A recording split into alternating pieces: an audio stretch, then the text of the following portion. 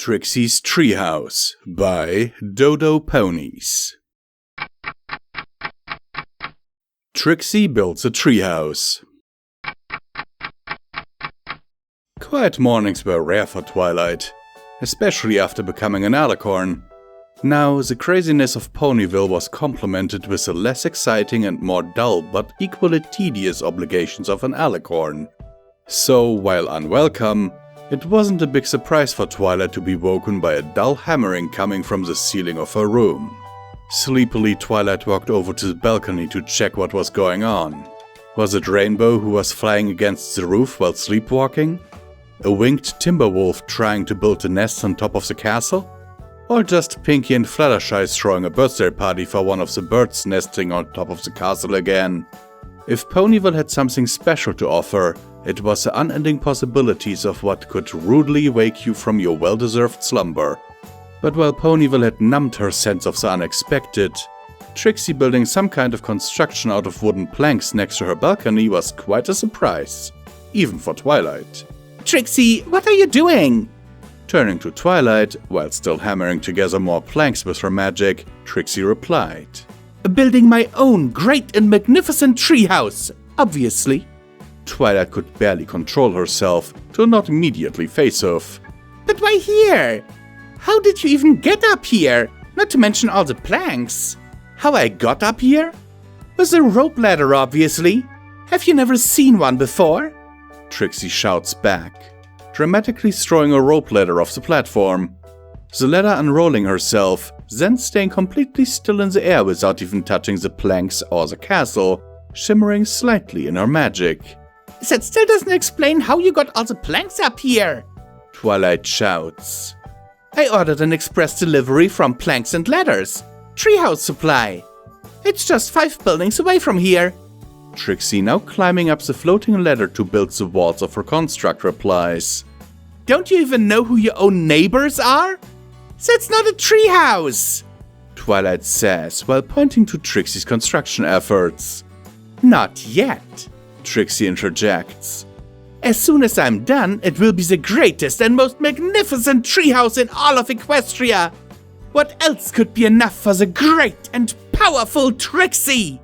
It still won't be a treehouse even if you finish it," Twilight says while vaguely pointing at the castle. "This is a castle, not a tree. Oh, pish posh. It grew from a seed. It's as big as a tree and it even has leaves. So of course it's a tree," Trixie counters while pointing at a small shrubbery that's growing in a flower pot on the balcony. "And not just any tree. It's the biggest tree in Ponyville. So of course Trixie's great and magnificent treehouse has to be built up here. This is not a tree. Trust me, I lived in a tree for years. I know what is a tree and what isn't. And this is not a tree," Twilight shouts, exasperated. "And besides, I live here. You can't just build something on top of my castle." "Why not?" Trixie asks. "Who wouldn't want to have the great and powerful Trixie as a neighbor? This honor should more than make up for the small and minuscule inconveniences that come from Trixie living on top of your roof." "Excuse me." A Pegasus with a white hard hat and a clipboard is interrupting the discussion. "Do you have a special permit for this building? Only buildings lower than 40 meters are allowed here." "What? How?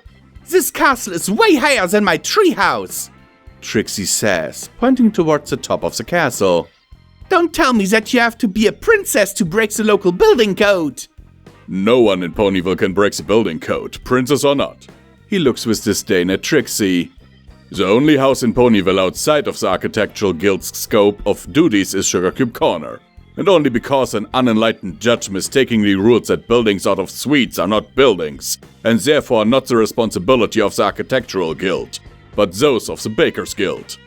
"That still doesn't explain why Miss Purple Pony Princess here is allowed to build her massive castle here," Trixie shouts back. "I'm at least as great and powerful as her. I should be allowed to build here too." "This crime against the uniformity of the neighborhood," he says, pointing at the castle. "That's a tree, not a building. We of the Architecture Guild are professionals, not gardeners." We do not concern ourselves with such unimportant matters such as trees. Now, get this thing removed by noon, or you will feel the full authority of Ponyville's Architectural Guild. He shouts, seemingly becoming more aggravated with every minute the conversation continues on. What? I will not bow to such restrictive rules and continue with my great and magnificent treehouse! Trixie confidently counters. What could Ponyville's Architectural Guild possibly do against the great and powerful Trixie? By the rights given to us by the local building committee, we can and will send a demolition crew to destroy this building! He now shouts with the endless rage only a bureaucrat, faced with a small infringement, could have. And then seize your assets, to recuperate the resulting costs from you. The pitiful wagon you usually drag along with you may even be enough to leave you with no further expenses from the demolition after being auctioned off. He flies forward, attaching a note saying in big red letters, "Clear for destruction after 12 p.m. on Trixie's treehouse," and flies off. Trixie blankly stares at him during his continued ramblings, now finally starting to move again. As you see, Twilight, Trixie proudly proclaimed.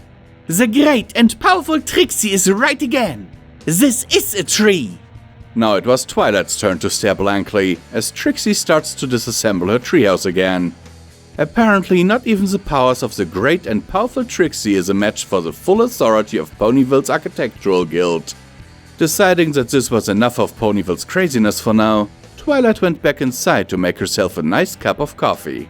She just couldn't take any more craziness until she had her first cup of coffee. Or her second.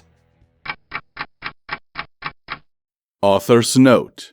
A short story that I found the inspiration to write after finding this picture.